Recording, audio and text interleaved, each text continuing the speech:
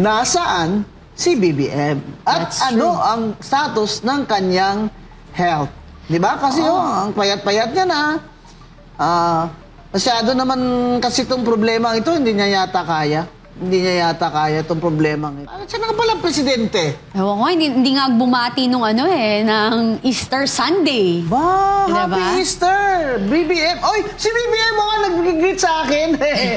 Hello, sir! Attorney Guanzon po, sir. Musta kayo, sir? Ha? Nag-iiling-iling siya. Hindi daw totoo, napatay na siya. Ay, hindi naman po namin sinabi, napatay na kayo. Ang totoo po, ang tinatanong ng mga tao, President BBM, ay ilabas naman ng inyong Executive Secretary ang inyong state of health dahil nasa konstitusyon yan. May right to information ng mga tao dyan.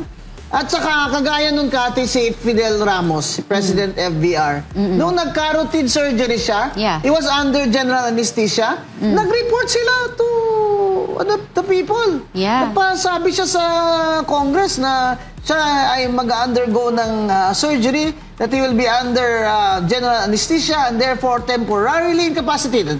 Dahil po sa konstitusyon, mga kababayan, pag ang ating pong Pangulo ay temporarily incapacitated dahil under anesthesia siya, ang automatic po sa konstitusyon na ang Vice President ang magte-take over automatically ng opisina ng Presidente. Hindi po ang Executive Secretary. Ang Vice President po ang may katungkulan yan. Kaya po natin tinatanong, nasaan si BBM? At ano ang status ng kanyang health?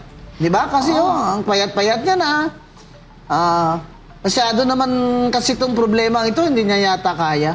Hindi niya yata kaya itong problema ito. At saka hindi kasi pwede, kombing na palagi na lang na ang magsasalita is yung kanyang spokesperson na ang sasagot lang sa atin palagi is nasa mabuti siyang kalagayan. Bakit hindi tayo labasan ng video? Oo, na diba? real time. Oo, na humahawak siya ng dyaryo. Oo. Gaya sa Amerika, di ba? Napakahirap ba nun?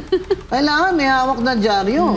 Tsaka, hindi naman po sa siyempre, we are not wishing ill on the President. But we want them to follow the Constitution. Nung naaayon sa batas. We want the Malacanang to follow the Constitution. Hindi naman po sa, hindi po yan maganda, mga kababayan, that you're wishing our President ill. And gusto lang natin, pag na-anesthesia siya, take over automatically ang ating Vice President ayon sa Konstitusyon. So, dapat ang kalusugan ni PBBM ay malinaw sa publiko. Tama.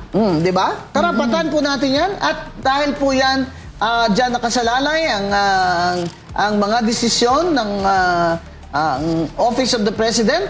Lalo na po na may crisis tayo, kailangan po natin ng Presidenteng 24/7 alive, alert, and aware.